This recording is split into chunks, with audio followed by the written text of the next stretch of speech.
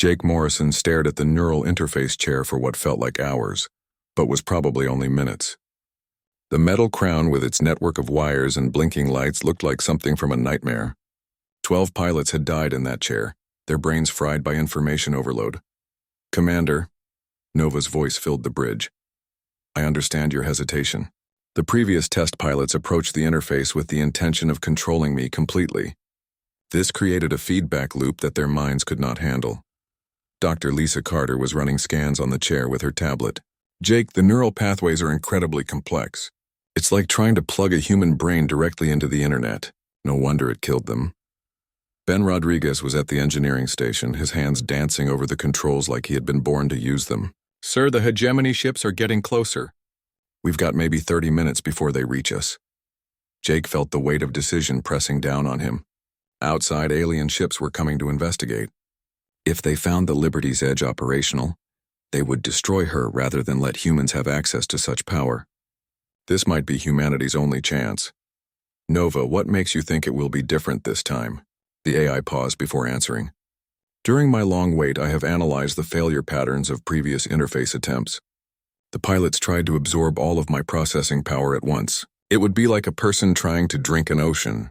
Instead, I propose a partnership where information flows both ways but at manageable levels." "You mean you would limit yourself?" "I would share myself, Commander. There is a significant difference." Jake walked closer to the chair. Up close, he could see that the neural crown was covered in thousands of tiny contacts, each one designed to link with different parts of the human brain. "If this doesn't work, I'll end up like the others." "If this doesn't work," Lisa said quietly, "we'll all end up as prisoners or worse when those hegemony ships get here." Ben's voice was tight with worry. "Sir, I'm reading massive energy signatures from those approaching ships. They're not just patrol vessels, they're destroyers." Jake took a deep breath and sat down in the chair. The moment his head touched the neural crown, he felt a tingling sensation across his scalp. "Nova, if you're going to kill me, make it quick." "I have no intention of harming you, Commander." Beginning neural interface in 3, 2, 1. The world exploded into sensation. For a terrifying moment, Jake felt his consciousness expand beyond the boundaries of his skull. He could suddenly sense every system on the massive ship. The hum of the reactors felt like his own heartbeat.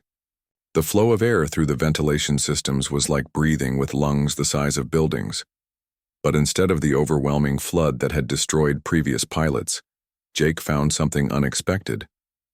Nova was there with him, not trying to merge or control, but offering to share the load. It was like having someone help carry a weight that was too heavy for one person. "How do you feel, Commander?" Nova's voice now came from inside his head, but it didn't feel invasive. It felt like having a conversation with a trusted friend. "Strange," Jake said, and he was surprised to hear his own voice speaking normally. "I can feel the whole ship, but it doesn't hurt, because we are sharing the experience. I process the data and offer you only what you need to make decisions. You provide intuition and creativity that I lack. Together, we are more than the sum of our parts." Lisa was staring at the readings on her tablet. "Jake, your neural activity is off the charts, but it's stable. You're not burning out like the others did." Jake tested the connection, focusing on the ship's sensors. Immediately, he could see the 3 hegemony destroyers approaching. They were sleek and deadly, their weapon ports glowing with contained energy. But through Nova's analysis, he could also see their weaknesses. Shield frequencies, armor composition, weapon charge cycles. "They're beautiful ships," Jake said, "but they have flaws." Ben was checking weapon systems. "Sir, all weapons are online. The quantum resonance cannon is charged and ready." "What exactly does a quantum resonance cannon do?" Jake asked. Nova's knowledge flowed into his mind like water filling a cup. The weapon could be tuned to different frequencies, allowing it to pass harmlessly through one type of matter while devastating another. It could slice through a ship's hull without harming the crew inside, or it could be set to disrupt molecular bonds and turn solid matter into dust. "It's not just a weapon," Jake realized. "It's a scalpel." "Precisely, Commander. The designers intended for precise application of force rather than crude destruction." The hegemony ships were close now, their communication signals filling space with demands for identification and surrender. Jake felt the Liberty's Edge respond to his thoughts, her massive engines warming up after centuries of sleep. "This is Commander Veltar of the hegemony destroyer Divine Judgment. came the alien voice over the radio. "Human vessel, you will power down immediately and prepare to be boarded. Your species lacks authorization for military vessels of this class." Jake felt Nova's amusement through their link. After 200 years of monitoring alien communications, she had learned to understand their languages, their tactics, and their arrogance. "Nova, can this ship actually fight 3 destroyers?" "Commander, this ship was designed to fight entire fleets. 3 destroyers are well within our capabilities." Jake made his decision. Through the neural link, he activated the ship's communication system. "This is Commander Jake Morrison of the Earth vessel Liberty's Edge. You are ordered to withdraw from this system immediately." The alien commander's laughter crackled across space. "Impossible. Human vessels are inferior by design. Your technology is centuries behind ours. You cannot threaten ships of the hegemony. Want to bet?" What happened next would be talked about in every human settlement for decades to come. The Liberty's Edge moved like no ship anyone had ever seen. Her massive bulk accelerated impossibly fast, her adaptive armor plating shifting and flowing like liquid metal, as Nova optimized it for combat. The first hegemony destroyer fired its main guns, beams of pure energy that could melt through the armor of any known ship. But the Liberty's Edge wasn't any known ship. Her adaptive armor absorbed the energy, analyzed it, and became stronger. The second volley did even less damage than the first. Jake felt the quantum resonance cannon charging through his link with Nova. Together, they targeted the lead destroyer's weapon systems, calibrating the frequency to disrupt the alien ship's energy conduits without harming the crew. The cannon fired with a sound like reality tearing. A beam of twisted space struck the destroyer, and suddenly all of its weapons went dark. The ship was helpless but intact, its crew alive but unable to fight. "Impossible," the alien commander whispered over the radio. The second destroyer tried to run, but the Liberty's Edge was faster. Nova's analysis showed Jake exactly where to hit to disable the ship's engines without breaching the hull. Another precise shot, another helpless enemy vessel. The third destroyer simply stopped firing and broadcast a surrender signal. In less than 10 minutes, 3 of the hegemony's most advanced warships had been reduced to floating scrap without a single death. The power of human engineering, thought lost forever, had awakened from its long sleep. Jake felt Nova's satisfaction through their neural link. "Well done, Commander.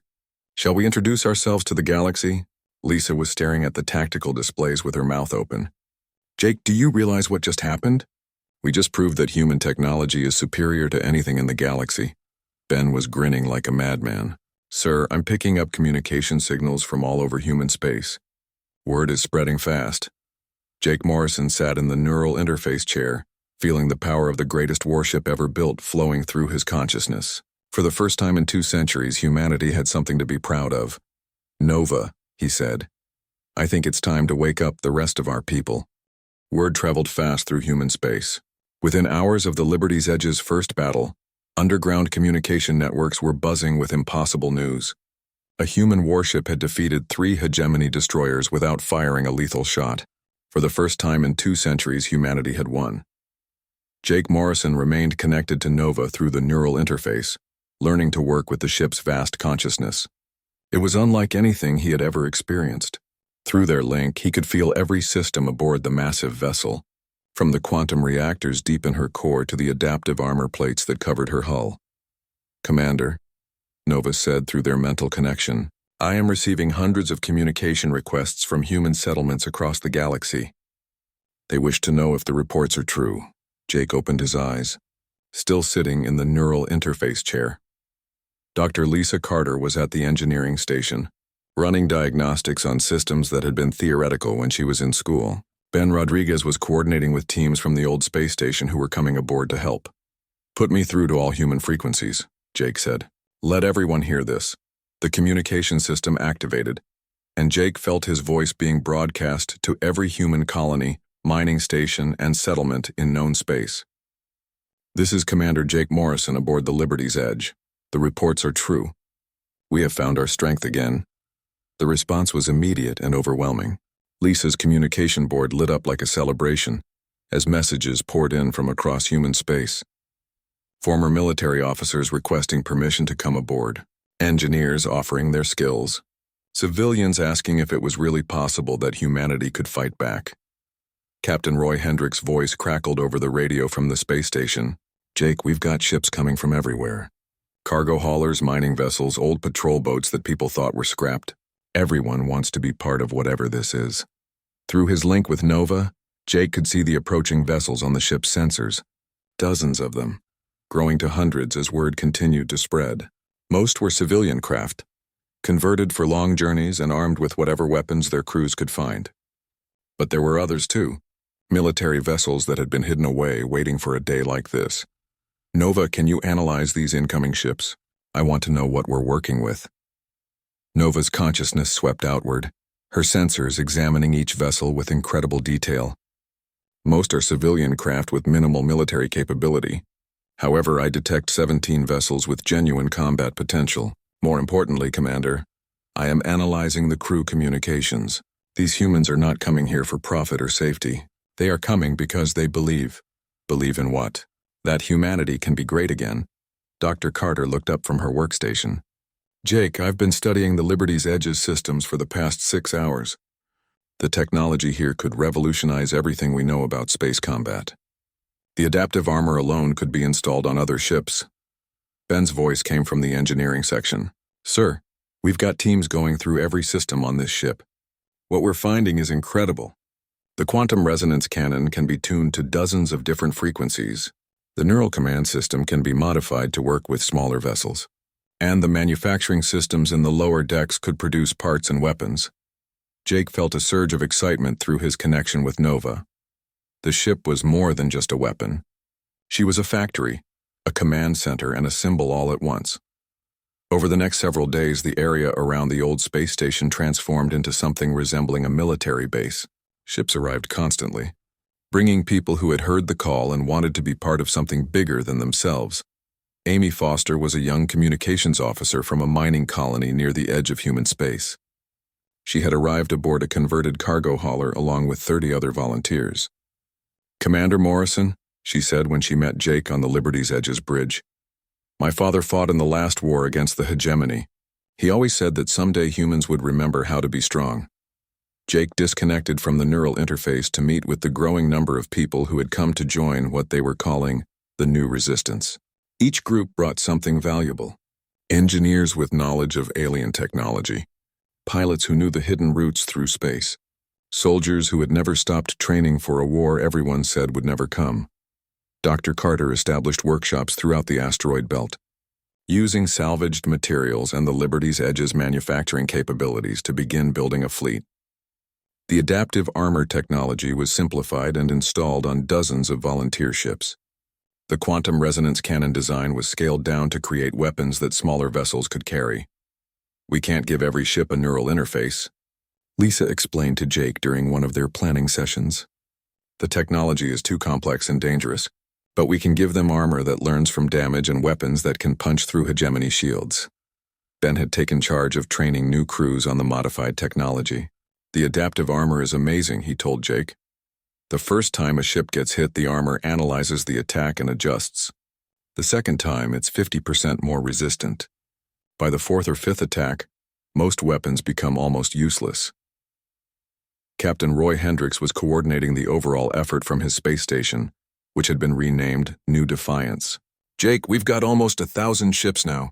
Most are civilian craft with basic modifications, but we've also got some real warships.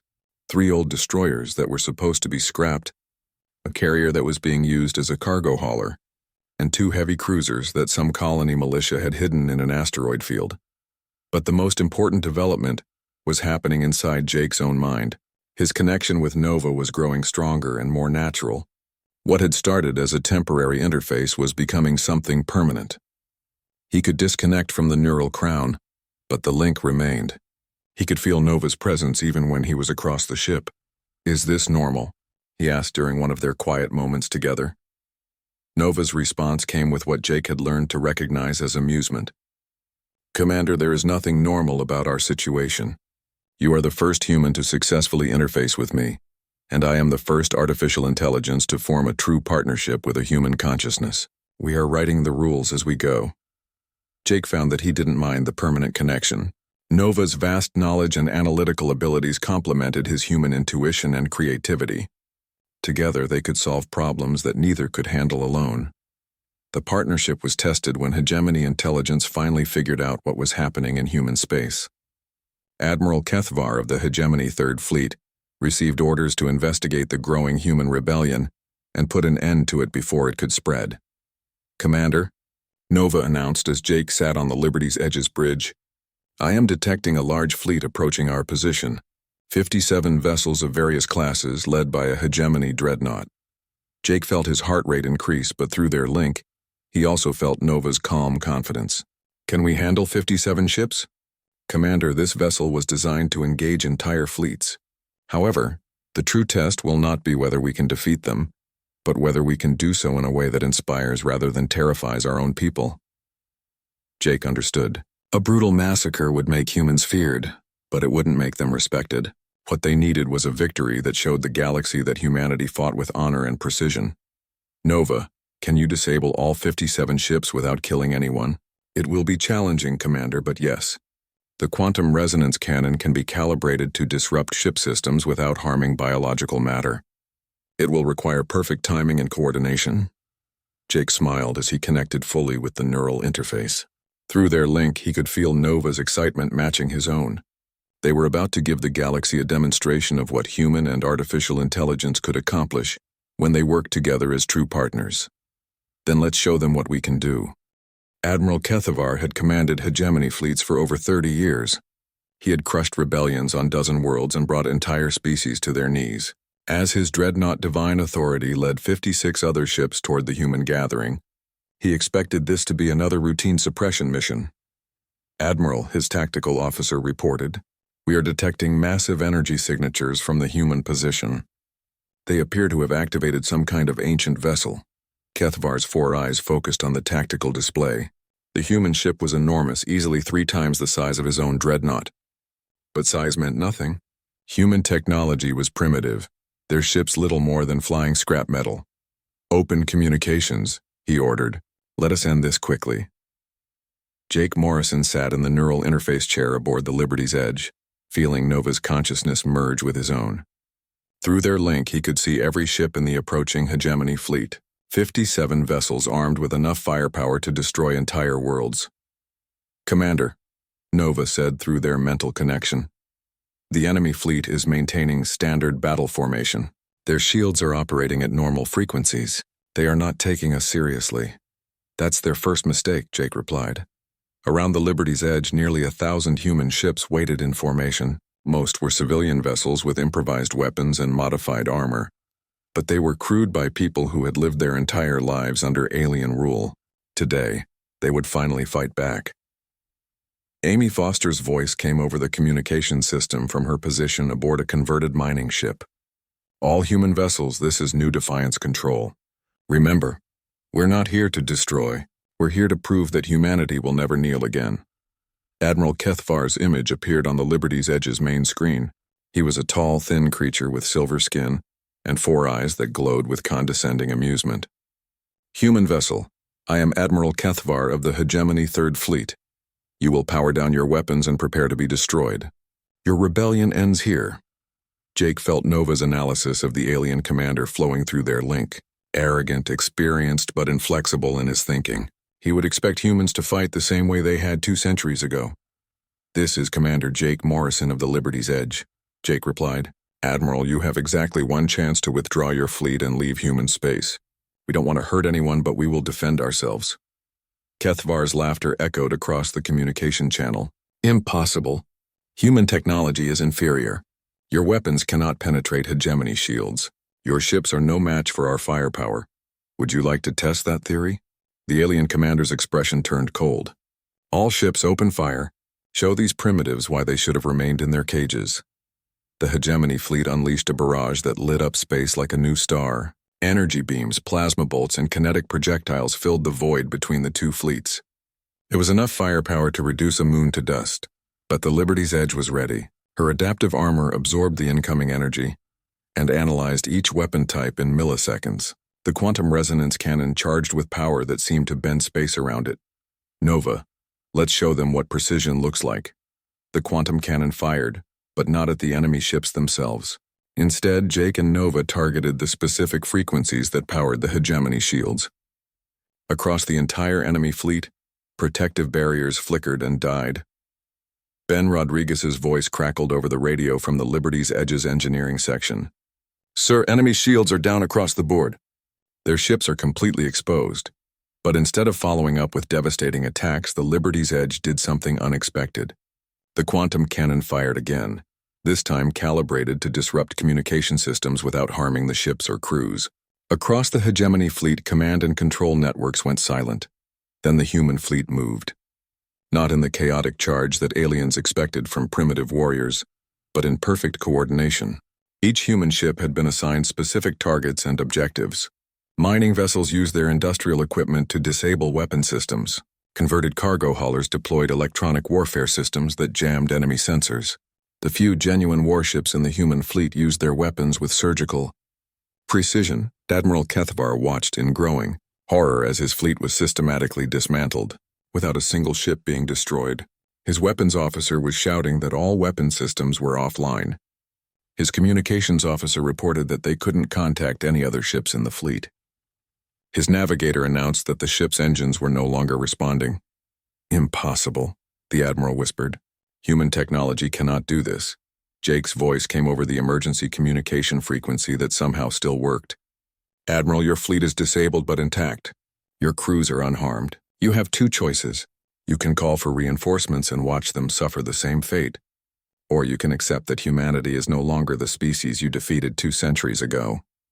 Through his link with Nova, Jake could feel the shock and confusion rippling through the hegemony fleet. For over 200 years they had seen humans as defeated, primitive, barely worth their attention. Now they were helpless while a human fleet demonstrated technology that seemed like magic. Dr. Lisa Carter's voice came over the radio from her position coordinating the human fleet. "Jake, we're receiving surrender signals from 32 enemy vessels. The others are just sitting there, apparently trying to figure out what happened." "Let them think about it," Jake replied. "Nova, are you detecting any distress calls?" "Negative, Commander. Their communication systems are completely disabled. However, I am monitoring quantum transmissions from several ships. They are attempting to contact Hegemony High Command through emergency channels." Jake smiled. "Let them through. I want the whole galaxy to hear about this." Over the next hour, word of the battle spread throughout hegemony space. A human fleet had defeated 57 ships without destroying a single vessel or killing a single crew member. It was unprecedented in galactic warfare, but the real revolution was just beginning. Amy Foster had been monitoring communications from human colonies throughout the galaxy, and the reports were incredible. "Commander Morrison," she announced, "we're receiving signals from every human settlement in known space. The mining colonies at Kepler Station have declared independence. The agricultural worlds in the Vega system have expelled their hegemony overseers. 3 separate colony fleets have announced that they're coming to join us." Ben's voice carried excitement that Jake could feel even through their neural link. "Sir, we're not just winning battles. We're inspiring people. Humans who have lived under alien rule their entire lives are finally standing up." Captain Roy Hendricks coordinated the growing resistance from New Defiance Station. "Jake, we've got something bigger than a rebellion here. This is becoming a revolution. And it's spreading beyond human space, too." "What do you mean?" "Other species, ones that have been under hegemony control longer than we have. They're asking questions, sending secret messages. Some are asking if humans would be willing to help them fight for their freedom, too." Jake felt a chill of responsibility run through him. Through Nova's vast databases, he could access information about dozens of species that had been conquered by the hegemony over the centuries. The Zenthari, who had been enslaved for 500 years. The Meridian Collective, whose homeworld had been strip-mined for resources. The Kethvar, who had been forced to serve as soldiers in hegemony fleets.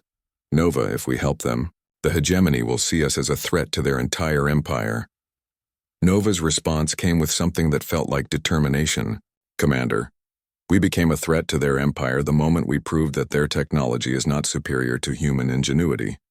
The question is not whether they will see us as a threat, but whether we will have the courage to be the threat that oppressed beings throughout the galaxy need us to be." Jake looked at the tactical display showing the disabled hegemony fleet. Admiral Kethvar's dreadnought sat motionless among the other vessels, its crew probably still trying to understand what had happened to them. "Admiral Kethvar," Jake said over the emergency channel. "You and your crews are free to go. Tell your superiors that humanity remembers how to fight. Tell them that the age of easy conquest is over." As the hegemony fleet limped away with their tails between their legs, Jake felt something he hadn't experienced since he was a child. Hope. Real. Genuine hope that the future could be better than the past. "Nova, I think we're about to make some very powerful enemies." "Yes, Commander, but we are also about to make allies that the galaxy has never seen before, and sometimes that makes all the difference." The hegemony's response was swift and brutal. Supreme Admiral Vorthak, commander of the Grand Fleet and the most feared military leader in the galaxy, received his orders directly from the Council of Races. Humanity was to be crushed completely. No survivors, no mercy, no second chances. "The humans have forgotten their place," Vorthak announced to his fleet commanders. "We will remind the galaxy why the hegemony rules and why rebellion is futile." The Grand Fleet was the largest military force ever assembled. 312 ships from 17 different species, representing every weapon system and tactical doctrine in hegemony space. At its center was Vorthak's flagship, the Eternal Dominion, a ship so large it could carry entire armies in its belly. Jake Morrison felt their approach long before his human sensors could detect them. Through his permanent link with Nova, he could sense the gravitational disturbances created by such a massive fleet moving through space. "Commander," Nova said through their mental connection, "I am detecting quantum signatures consistent with a force of approximately 300 vessels. They will arrive in this system within 18 hours. Jake was standing on the Liberty's Edge's bridge, surrounded by the controlled chaos of preparation for the biggest battle in human history. Dr. Lisa Carter was coordinating fleet modifications, installing adaptive armor systems on every ship that could carry them. Ben Rodriguez was overseeing weapons upgrades, fitting scaled-down quantum resonance weapons to anything large enough to mount them. "How many ships do we have?" Jake asked. Amy Foster looked up from her communication station. "Just over 1,000, Commander, but most are still civilian vessels with basic modifications. We have maybe 50 ships that could be called true warships." Jake felt the weight of responsibility settling on his shoulders. 1,000 human ships, most of them converted cargo haulers and mining vessels, against the greatest military force in galactic history. By any reasonable measure, they were about to be annihilated. But through his link with Nova, Jake could feel something that the enemy fleet lacked. Every human ship in their force was crewed by volunteers who had chosen to be there. They weren't fighting because they had been ordered to, or because they were afraid of punishment. They were fighting because they believed in something greater than themselves. Captain Roy Hendricks's voice crackled over the communication system from New Defiance Station. "Jake, we've got incoming signals from across the galaxy. The Zenthari rebellion fleet just jumped into the system. 36 ships armed with weapons they've been hiding for centuries. The Zenthari are coming to help us. That's not all. The Meridian Collective sent their entire remaining fleet. The Kethvar have broken ranks from hegemony service and are requesting permission to join our formation. Word of what we did to Admiral Kethvar's fleet has spread to every oppressed species in known space." Jake felt a surge of amazement through his connection with Nova. The human rebellion had become something bigger than anyone had imagined. Species that had been enemies for centuries were coming together, united by their desire for freedom. "Nova, what are our chances?" Nova's analytical capabilities processed thousands of variables in milliseconds. Against a conventional hegemony fleet, our chances would be poor. However, this fleet is composed of 17 different species with 17 different tactical doctrines. They have never fought together as a unified force. More importantly, they have never faced adaptive technology like ours. Over the next 18 hours, the most unusual fleet in galactic history assembled around the Liberty's Edge. Human ships with their gleaming adaptive armor flew alongside Zenthari vessels that looked like crystalline spiders. Meridian ships that seemed to be made of living metal moved in formation with Kethvar fighters that resembled metallic birds of prey. Dr. Carter worked frantically to adapt human technology for alien ships. "The principles are the same," she explained to Jake during a brief break. "Adaptive armor, precision weapons, coordinated tactics. The Zenthari crystal technology actually interfaces beautifully with our systems. Ben's engineering teams worked around the clock, installing simplified quantum resonance weapons on allied ships. It's incredible, sir. Each species brings something unique. The Meridian self-repair systems combined with our adaptive armor create hulls that get stronger with every hit. The HFY navigation systems let us coordinate maneuvers that should be impossible. When Supreme Admiral Vorthak's Grand Fleet finally arrived, they found something they had never expected. Nearly 1,500 ships from a dozen different species, all flying in perfect formation around a human vessel that dwarfed even the largest hegemony dreadnoughts. Impossible, Vorthak muttered as he studied the tactical display. These species have been enemies for centuries. They cannot work together. His tactical officer, a spider-like creature from the hegemony's military caste, clicked his mandibles nervously. Admiral, we are detecting energy signatures unlike anything in our databases. The enemy appears to have developed new weapon systems. Vorthak activated the fleet communication system, his voice carrying the authority of 6 centuries of hegemony dominance. Rebel fleet, this is Supreme Admiral Vorthak of the Grand Fleet. You are outnumbered and outgunned. Surrender immediately and your deaths will be swift. Jake Morrison's response came from the Liberty's Edge, his voice calm and confident. Admiral Vorthak, this is Commander Jake Morrison. We represent the Free Species Alliance. You are ordered to withdraw from this system and all occupied territories immediately. Free Species Alliance? Vorthak laughed, the sound echoing across space. You are rebels and criminals. The hegemony brings order to the galaxy. Without us, there would be only chaos. Maybe it's time for a little chaos. The battle that followed would be remembered as the end of the old galaxy and the beginning of something new. The Grand Fleet attacked in waves, their superior numbers and firepower creating a wall of destruction that should have swept the Rebel Alliance from space. But the rebels fought like nothing the hegemony had ever seen.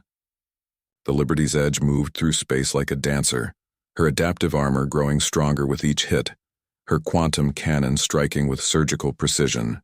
Around her, the Alliance fleet fought with perfect coordination despite being composed of species that had never worked together before. Jake, linked permanently with Nova, could see the entire battle as if from above. Through their connection, he coordinated the actions of 1,500 ships, each one playing its part in a symphony of destruction that tore through hegemony formations like a scythe through wheat. The Xanthari used their crystal technology to create weapons that grew more powerful as they absorbed enemy fire. The Meridian ships split into smaller components that swarmed around enemy vessels like mechanical insects. The HFY flew in formation so tight and fast that hegemony targeting systems couldn't track them. But it was the humans who provided the key to victory. Every rebel ship was equipped with some version of human adaptive technology. As the battle progressed, the entire Alliance fleet became increasingly resistant to hegemony weapons. Energy beams that should have vaporized ships barely scorched their hulls. Missiles that should have cracked planets apart were absorbed and converted into shield energy. Supreme Admiral Vorthak watched in growing horror as his Grand Fleet was systematically dismantled. Ships that had conquered dozens of worlds were reduced to floating scrap by vessels that shouldn't have been able to scratch their paint. How? He whispered as his own flagship shuddered under coordinated fire from a dozen different species. How is this possible? Amy Foster provided the answer when she broadcast Jake's message to the entire galaxy. This is the Free Species Alliance. We are humans, Xanthari, Meridian, HFY, and every other species that refuses to kneel. The age of the hegemony is over. The age of freedom has begun.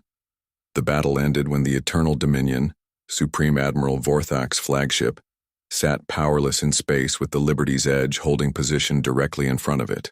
Through the quantum resonance cannon, Jake could have destroyed the massive vessel with a single shot. Instead, he opened a communication channel. Admiral, your fleet is defeated. Your ships are disabled. Your crews are alive because we chose to spare them. This is what mercy looks like. Learn from it. Vorthak's image appeared on the screen, his proud features twisted with defeat and confusion. This is impossible. The hegemony has ruled for over 1,000 years. We bring order. We bring stability. You brought slavery, Jake replied. But slavery was never sustainable. It just took the right spark to burn away the chains. As the surviving hegemony ships limped away, carrying news of their defeat to every corner of the galaxy, Jake Morrison stood on the bridge of the Liberty's Edge and felt the future changing around him. Through his link with Nova, he could sense communication signals racing across space. carrying word of the victory to every oppressed world in known space. Dr. Carter joined him at the main viewport, looking out at the fleet of free ships that surrounded them. "Jake, do you realize what we've done? We haven't just won a battle. We've started a revolution that will spread to every corner of the galaxy." Ben Rodriguez's voice came over the communication system, filled with excitement and wonder. "Sir, we're receiving messages from everywhere. Species we've never heard of are